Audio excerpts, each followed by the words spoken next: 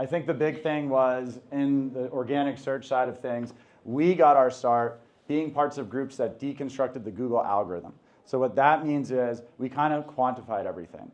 And after every algorithm update, we understood and still do understand what happened maybe 3-4 weeks afterwards. Now, if you come from an SEO background at all, you know that most of you are like, I have no idea what's happening until like a year afterwards. So we keep all that information to ourselves, sorry. However, today we are going to be talking about something else.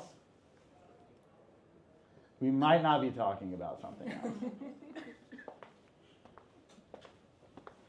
Okay, here we are.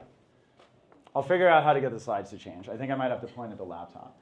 We're talking about the big shift to the new buyer, which is not necessarily a human being. It's actually an LLM, it's an AI, and it might be agent to agent too. Here's some statistics about what you're seeing, but the high level is that this shift has already started to occur.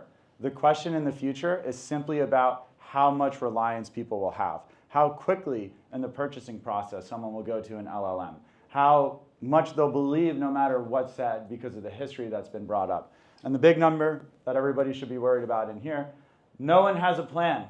No one has any idea how to do any of this stuff. Here's where we are. This is a visual representation of the 6 numbers from the past slide. We're here. This is what exponential growth looks like. Nothing, nothing, nothing, nothing. All of a sudden, OpenAI raises at $1 trillion valuation. All of a sudden, everyone starts to look for everything on the internet and the discoverability of information through an LLM. And then later on, to get your point in here early, up here, agentic to agentic commerce. There's no humans even in the purchasing process. We see that people say, no, this is not true, for 3 reasons primarily. Number 1, our shit is too expensive. That is untrue. AI is actually used more and more the more expensive something is because it's more and more high stakes. The second thing that we see is, well, our stuff is too important, it's too intimate. That's also untrue. The more intimate the purchase, including things like engagement rings, houses. We had somebody at Search Tides buy a car through an LLM. We didn't ask them to do it. They just showed up and said, by the way, I did this. And the last thing that we hear is, well, this is really specific to age ranges. That's also not true. People who are 80 years old are using AI at almost the same rate as people who are 45 years old. Denial is a very real thing, and denial is a very costly thing. What we see happening right now is very, very clear to us. We see it in the data. We've been studying this stuff for years. Brands who do not use AI to influence buying decisions will simply be replaced by those who do. Here's why maybe some of you are here today. This is your future reality. You either get driven AI and spoon-fed customers and clients and prospects and new business, or your competitors do that. So what we did at Search Tides was we put together a model the same way that we were part of for the SEO world, and we said, how does this stuff actually work? How do LLMs actually work? How do clickers actually work? All right. We call it the hidden undercurrent. And these are the things that we know AI actually makes decisions from, and what decisions on what to say and what to write. There's 5 core layers. We're just going to draw our attention to the left side menu real quick.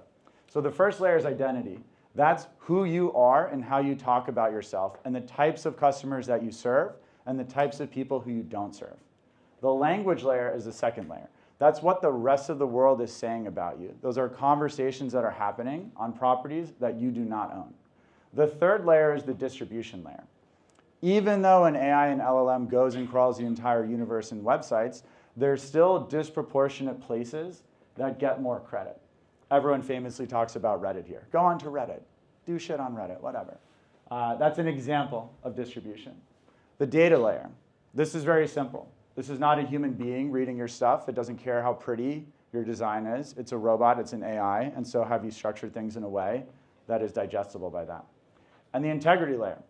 One day we all woke up and all of a sudden ChatGPT stopped hallucinating as much. What happened? Well, the model got changed, and the way that it got changed was, hey, instead of just guessing based off of what we call an internal confidence interval, let's actually expand and go outside. That's when you start to see all these searches. And those searches are looking for certainty. can we go and validate what we're about to say across the rest of the internet? If so, that makes us more confident that this is not a hallucination. And so all of the models switch to this. Okay, we're back in action. How to become the default choice. Here's how we think about this sort of work. The first thing that's required to do is to establish a baseline of where you actually are as a company and where your competitors actually are. We're going to talk about all this stuff, so no big deal. The second thing that you need to do is fix all the stuff that's broken. All the websites that are saying things that no longer serve you, that don't make sense, things that you're doing, you need to get rid of that stuff because when the recrawling happens, you want accurate information to be remembered. And the third thing, once you have that language, once you have that information that's being properly spread across the internet, you need a lot more of it. There's a concept called time decay with LLMs, which is basically saying data that is more recent is more valuable and has a higher weight. So the older stuff is, the less valuable it is. Therefore, what you want is to seed as much new information when you know what it's supposed to be as possible. Okay. Ooh, we're going to go through every layer today. Very cool. This is the identity layer. So identity layer is based in how you speak about yourself across the internet, how you speak about yourself as a brand, who you serve as a company. Okay? I'm realizing the lack of my ability to reach up all the way in the suit, but we start every engagement with brand and ICP work. We are not a branding agency at all. The reason why is if you are a company and you are not clear about who you are serving and who you're not serving, and you're not clear about how you explain and express that in the world, you look like IBM. Can someone tell me, by looking at this IBM homepage right now, what IBM does? I will give you $70 million. There's a lot of that at Web Summit. What's that? There's a lot of that at Web Summit. There is. And IBM too. We met someone from IBM. She's actually really nice. She's in charge of quantum, which made me feel really dumb. But ultimately, this is very difficult to win in the world of tomorrow because who is this? Who do you serve as a company? Who are your customers? People don't realize that AI is going to be a threat to bigger businesses because the way that a search algorithm used to work was it wants to give you the most trusted and authoritative response. It wants you to give the most certain thing so that everybody goes and spends $85 billion in Google Ads. That's literally why it works that way. AI says, I want to give you the most precise response. I want to give you the thing that's most personalized to you, which has a bias towards brands that don't stand for anything other than exactly who you are and what you care about as a customer. So that's an advantage that you have. Here's two supplement companies. Can someone tell me the difference of what it is? And don't say milligrams, don't say the amount of dose, just in terms of ingredients. Is there anything different between ashwagandha and L-theanine from one to another? I take that silence as a no. You're all correct. There's nothing different between these two brands. However, when asked about one, only Nature's Bounty shows up in ChatGPT. Now, if we take a look at Ritual on the bottom right, we can see that it literally talks about relief. It literally talks about stress relief on there too. We're asking about anxiety, stress relief, and in this case, nervous system report. So what's actually happening? We can see here that Ritual is still trying to describe itself as stress relief. It's the first thing that they talk about on their website. Isn't that sharing what you're about? Here's Nature Bounty. Not going to talk too much about them. Draw your attention over here. Ritual starts to get scientific. Starts to say cortisol levels. Okay, sure, reducing stress also. Stress relief, positive mood, things like that. When you kind of put these side to side, Ritual is not saying anything about anxiety. I've not really done too many prompts or searches in my life to try to reduce my cortisol levels. I've talked about being stressed out as shit and wanting to have less stress in my life before. So here, the way that people identify themselves as relevant to a brand is different than the way that this brand is describing itself to people. Questions about this before we move on? Okay. How do you fix it? Well, 2 slides away.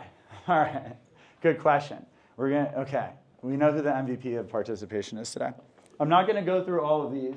Look at these. What these are meant to showcase is the first step in all of this is actually going into an LLM, actually going into a GPT, and actually finding out the answers to types of questions like these. Instead of guessing and assuming, hey, this is how we describe ourselves, this is how we talk about ourselves, go find out. Literally go find out how you're described. So I'll give a couple more seconds. See some phones going up. Okay, now you're asking a question about, no, you're capped at questions for the moment. I'm so sorry. I don't even know how long we've been talking for. I don't know if this is going to go over or what. Now, what do you do? Okay, LLMs are not describing me in the way that I felt that I deserve to be described. Well, there's 3 different layers here, depending on how daunting each of these things seems to you. That's where you should hang out.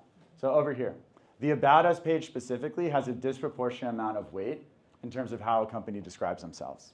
That's one thing that we look at a lot. So does the hero copy on the homepage. That's a bummer for IBM. Next, the bios on social media profiles, and including profiles that you actually control but you haven't thought about in a while because it doesn't matter, it doesn't actually help you get clients or prospects or anything like that. But an AI and an LLM is definitely looking at it, and it's definitely going to see that you are saying you are about something different than what you say you are. So brands that pivot, that come out with new products, services, things like that, they get caught up here a lot. The second, moving on to make something a little bit more challenging and technical in nature, repeating language and title or meta descriptions. So an AI and LLM is going to crawl every single page of your website, and it's going to look at everything that it finds in your metadata in aggregate. It's going to look at all of that stuff and say, what is the repeating language that we see most often? That gives us the most certainty that that's what this company's about. So key language that shows up in your titles and meta descriptions, you can crawl it with like, what is it? The spider crawling? What is it? Screaming frog. Thank you. I'm actually washed up at doing any of this. I could just talk about it. That's where my ability ends. So footer and nav language. Same sort of thing with traditional SEO. The stuff that's on every page. That's the stuff that really matters. Site-wide taglines. Words that appear on multiple pages on all pages of the site. That stuff's important too. And then if you have a knowledge graph, which we'll get into in a little bit, what are the words that are in that knowledge graph? Copy them, put them into Google, see where they're coming from. And for the 3 people in here who are thinking, I know about all this shit, okay. Semantic distancing of your language versus your competitors. So if you've ever heard the term like, oh, it's semantics, that's basically the logic of language. Semantic distancing is this idea that we are trying to describe ourselves in a way that is core to a central topic, but yet far enough away from our competition where we're able to carve ourselves out as the only orange. So the reason why this is advanced is most brands don't need to go this deep.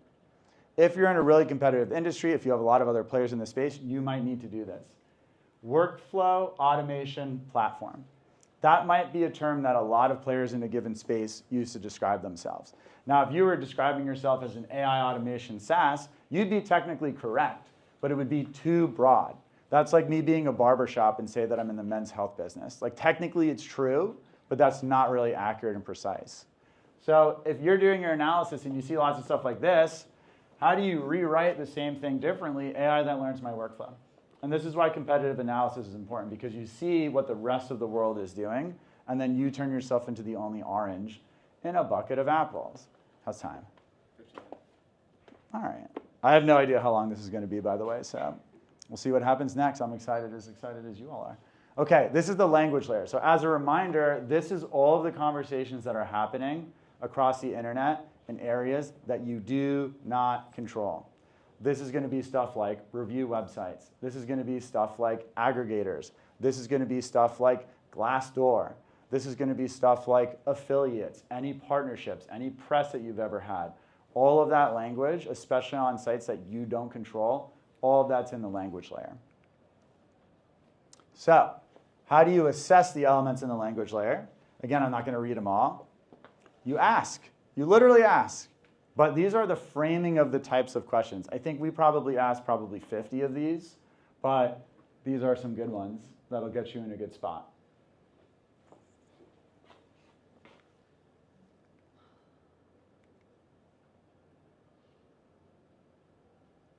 How are you doing? Any questions so far? You're back in activation of questions mode, so if you're welcome to share. Actually, yes, it's relevant to this as well. Because it's very context specific. So if I interrogate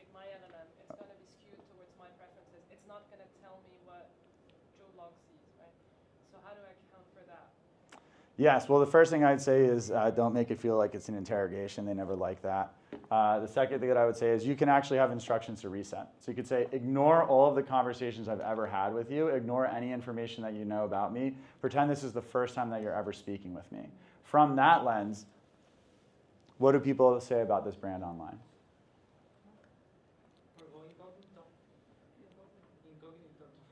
You can go into incognito. I'm thinking from the perspective of if you're logged into an LLM, it's ultimately going to like have all of your history. And I don't want Sam Altman to have my private history anyways. Any other questions before we move on? Not related to this, but looking on what this means and how do you need to do it, what that means for the future marketing organization, because it's a mix between content, a mix between doing the right campaign and having the right content, web, CMS, and everything. How does the organization look like and who is doing that? Great question. So the question was, what the hell is all this going to turn into? Marketers are being asked to do absolutely everything right now. This is super technical, then add content, then add product into there, then coordinate all these different conversations. My personal belief is that right now things are very centralized. There's going to be more people within marketing who specialize in different types of this. For whatever reason, because we're so early into all this stuff right now, it's all the same person being asked to do something, which is insane because it's taking a creative person and asking them to be analytical and technical or doing the opposite. As more demand comes up in this area, it will be very clear that this is the spot to be, and then you'll see internal resourcing restructure so that you have not like you avoid that situation. The long version is come to my talk at 1:55 p.m. today at the Keynote Lounge 15. What should you do when language is off? Again, we're going to go beginner, intermediary, and advanced. The beginner, get more reviews. If you can't get more reviews, have more partnerships. Get websites writing with you. Get websites talking about you. The second, which is kind of cool, respond to every review that you have. Why is that important? Because your review page has a sentiment score. The language that is on that page dictates the sentiment of reviews of your company. Guess what happens if you respond to a review and you add in positive, uplifting language? Your sentiment score goes up. Guess what happens if you're one of those restaurant owners who just fights people in the review section? Reach out to any third-party languages to get language change that's inaccurate. So as you're doing your assessment, if you get, this is how my brand is described, and you're like, wow, that's terrible, that has nothing to do with me, what should your follow-up question be? It should be, where'd you get that from? Is there a website that you can find for me right now that you can validate that language on? And then all of a sudden, you have your source. That's the easy stuff because anybody can do it. Or use Perplexity. Or use Perplexity. That's true. And if most of the world used Perplexity, that would be an even better idea. I think in the future, it will be more like that, though. It's very true. Intermediate. So routing reviews to certain review platforms. Let's say for whatever reason you have a lot of reviews on Trustpilot, you don't have a lot of reviews on G2. Well, you have to shift that. You have to change it. You have to be intentional about that. Build content on third-party websites that you do control. That's important. The stronger your signal, which we'll talk about later, the better your overall profile will be. This one's my personal favorite. If you do something shitty, why don't you just stop doing that? Why don't you fix the problem? If your product is bad, why don't you just stop having a bad product? You're allowed to clap for that. I appreciate that. And then advanced. So if you're running PR campaigns, you could actually use specific language to reseed what it is that your brand's about, to reseed the way that your brand is described, because it's an external language that exists outside of your own domains that you control. So you can actually start to reshift the conversation, which is exactly what PR people want to do anyway, so it's right in line with their spirits. Specific review language encouragement, so you can ask and prompt questions in certain ways during the review cycle to get people thinking about certain things. If I want you to be thinking about the color blue, I'm going to be saying words that rhyme with the color blue. I'm going to have a background that has the color blue. I'm going to do all these things to get your mind thinking in terms of the color blue. Participating in the forum threads that mention you. I think this is advanced because most people are terrible about it. And also, most people just think that this is Reddit, which is probably going to quickly become one of the least important places to do this.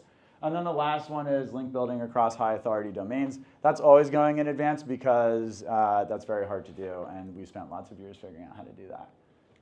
Questions about this before we move on? And then This is all for LLM stuff. So the conversation that we're having today is not how do I go into an LLM and how do I get it to change what it's saying. It's how do I go outside, how do I go to the places that the LLMs go to and then authentically impact that so that when it goes to those, that's what changes. And that's the difference between a loophole and a trick and a hack and actually sustaining. Everybody here who has a background in SEO knows that you just get beaten down algorithm update after algorithm update from doing anything other than what you're actually supposed to do. That's going to be the same thing here. Yes? How do you identify which sources to address? Which sources to, sorry? To address with changes. So if you have a query or something that shows up that you don't like, you can ask where was the source of that. You can use Perplexity right away. And we're also going to talk in the next slides about how to do that specifically across all the sources in your space. Good question. Would you say that backlinks are increasingly becoming important again? Not in the same way. So the question was, are backlinks becoming increasingly important again? Not in the same way that we traditionally looked at them through SEO. And we say this as an agency that's built tens of thousands of like really high quality links, and I haven't seen somebody be able to do it like we have. Okay, one second. All right. I'm sorry, I can only remember so much at one. Not in the way that we think. Specific backlinks to specific websites will become way more important in this world. You were next. Yes, thank you. You mentioned that Reddit is not going to be the most important. What other forums would you say there? Quora? So don't think in terms of websites overall on the internet. So the question was, you said Reddit's going to stop being important. What's going to start being important? It's not necessarily that Reddit will stop being important. It's going to stop being as important for sure. Additionally, it's about knowing what this is for your space. We had a client that had a random website no one in this room has heard of, and they had 3 reviews on that website that were dictating things that talked about them. That is for sure the most important conversation that's happening on the internet for them. But if you're just thinking in terms of, should it be Reddit? Should it be Quora? You're not going to think to seek those sorts of things out. And then you'll be like, well, I don't know why my stuff's being updated. I'm really, I'm active on Quora. You're next, and then you.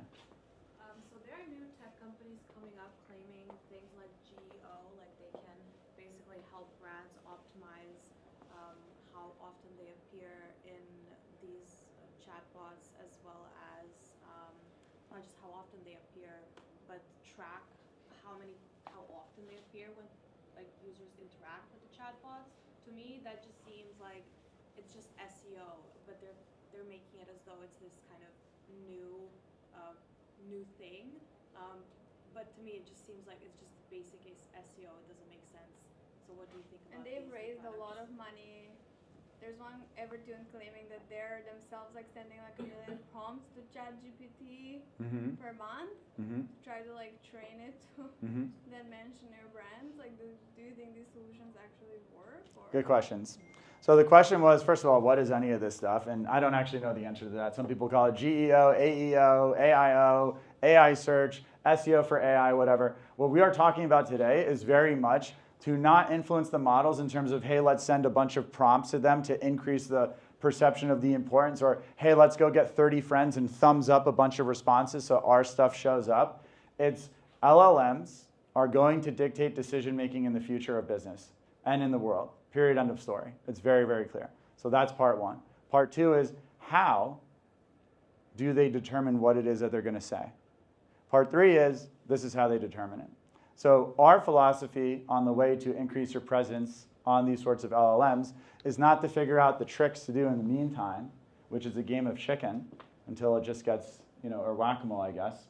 It's instead to say, let's understand how these models work, and let's be authentic and real, and let's actually be the best option for someone in a certain space, and then get that recognition. Was there one more question that I missed? Okay, yeah, sorry. Yeah, I think it's all super interesting, but a lot of this sounds also familiar, like good old SEO crafting, What's really new of all of this?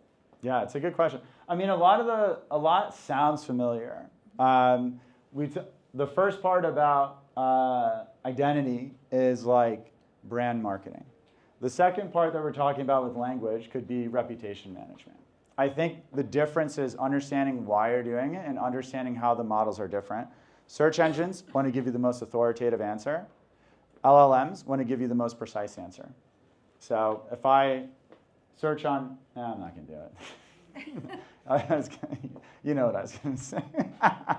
Okay, we're going to move on. That's the difference between search engines and LLMs. So a lot of this stuff will be familiar, but there's actually way less overlap in the responses that come from a search engine and LLM. It's about 12% overlap. We would probably think it's like got to be 90, 95% overlap. Okay, the distribution layer. The distribution layer is simply the disproportionate amount of places where LLMs find their information. We referenced before a random website nobody's ever heard of that has 3 reviews on it. We've talked about websites like Reddit and Quora. It's all about finding out where we are in that space and also understanding that not everything is going to show up in a convenient link or Perplexity citation. It's understanding that there's stuff that's hidden behind the surface. So this is a suntan lotion brand, and their number one thing that they talk about is how they are gentle for skin, and also, I guess, also saving the planet. So they're, 2 important missions. I do not want to have any ashiness on my body, and I am also interested, I suppose, in the planet. So if I wanted to get this sunscreen that's reef safe, which is eco-friendly, and also for sensitive skin, what we can see here is specific sources showing up. And with those specific sources showing up, a list. I want you to remember these. Badger, Thrive, Blue Lizard, Babbo, Hello Bello, the Outset. Badger, Thrive, these guys over there are saying. These are some of the URLs from the list. These are called superfeeders. They're what we call superfeeders. Why? Because for this particular query, every single brand that was mentioned was cited in one of those 2 articles. And if you weren't in one of those 2 articles, you didn't show up here. Now, obviously, this is not always the case. This is the sexiest thing. People get so excited. They're like, oh my God, how do we get onto these? But you pay them money, actually. You do whatever you want. You do, I guess we're going to talk about that next probably, actually. Yeah. So, but this is an easy to digest, easy to understand thing. We split this into 2 categories. We just did a super feeder example, which is really straightforward and easy because there's a citation right there that you can click on and you can figure out right there what's actually happening. This is how you go about and do this. Click the widget, write down the URL, keep doing it for different prompts, see how often this shows up, and if Wikipedia is involved, you can do something there. The advanced version of this is, even though there's just a handful of citations being cited, that's not all of the places that are actually being pulled from. So you can use something like an API to basically replicate how an LLM searches, which is via a fan-out process. So when you type something into a ChatGPT, you think you just typed a specific set of words. ChatGPT then goes, okay, cool. I'm going to literally take 1,000 different versions of what was just said, and I'm going to query myself and the internet across all those different versions. Then I'm going to see what I found, and I'm going to come back and summarize what I think is most probable to be the case.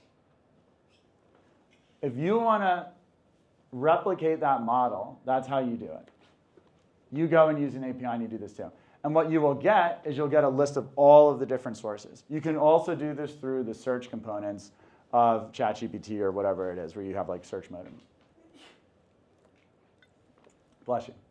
So then the last thing, let's see what this says. Manually look at listicles and blah, blah, blah. Okay, yeah. So what you will see is you will see that there are sites that have rankings, best of, top of articles. And same thing, even though they're not physically getting cited in a citation, they are still dictating what is coming up.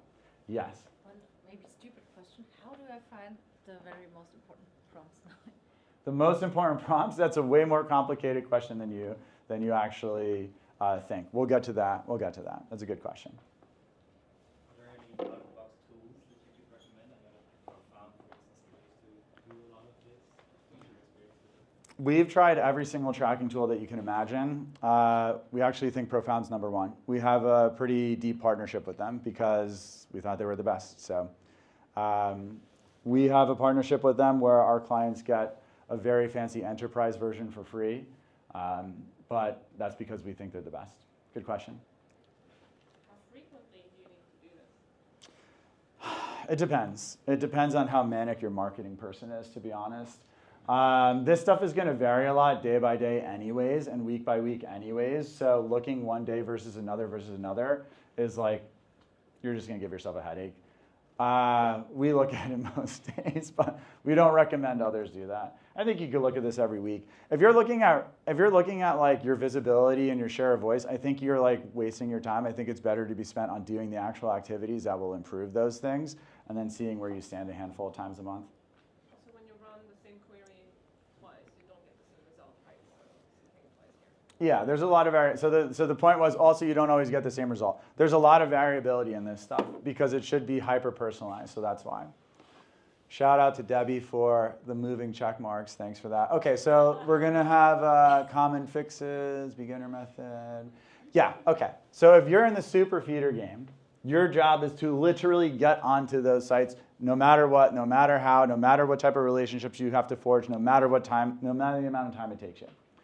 If you're in the more advanced side of things, you actually want to reseed the internet with more things that can be interpreted as really important. If you have an influencer campaign, you're now creating more influential content, you're putting it on the internet. If you're doing a paid media campaign, you're now putting content that's getting more eyeballs, it's getting more sites in it. Same thing with PR. You're increasing the new amount of seeded imported content with you. You could create your own super feeder site.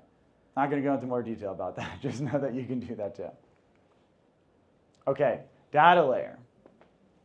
The data layer for us splits into two categories. The left-hand category, which we're going to start talking about now, is all about literally how you describe your business. And it's how you describe your business both in a general, unstructured way, so literally your about us page, your company information, your address, those sorts of things. And then also in a structured way with schema on your organization, all that fun stuff. The right side, in terms of how we think about the data layer, is all about becoming an entity. An entity is an officially sub-recognized topic that an AI or machine interacts with. We're going to go through an example right now. Search engines do really good visible ones. Also, I'm sorry, Debbie. The reason why this slide doesn't look as good as any of the other ones is because I manually put this photo in and squeezed this, and I know that doesn't look clean, but Web Summit is an example of an entity because this is a knowledge graph over here. So it's got the fancy stuff on the side. Even though this is a sponsored result, if you go lower, you'll see that it's the same sort of setup over there. So it's like, okay, cool. They still have the rich links. They still have a Wikipedia page. They still have all this stuff. This is what an entity looks like. And just the reason why these are important is because the way that AIs work is they want to group everything into categories. And humans, who still wanted to have some semblance of feelings of control, were like, let's name the things that these things do. So entities is what it's called.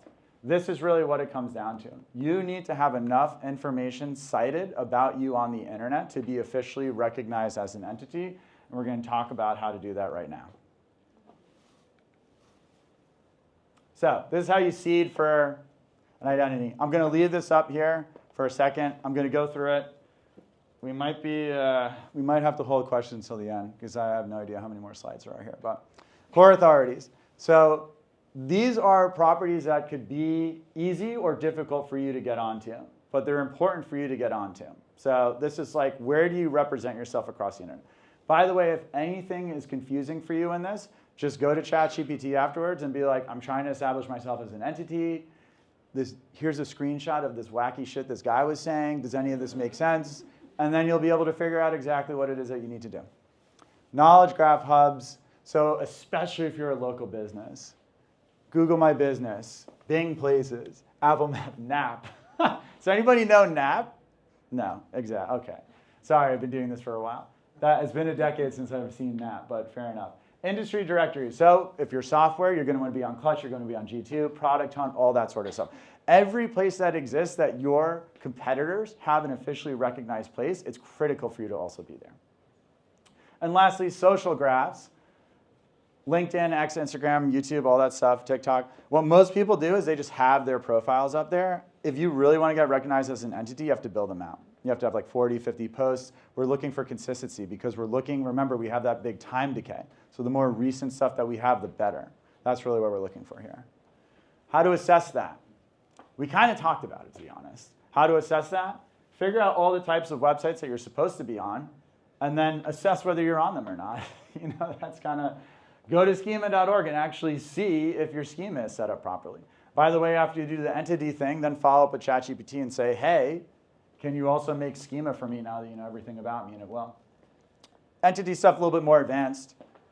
if you already have a knowledge panel or knowledge graph show up, you already have a partial entity.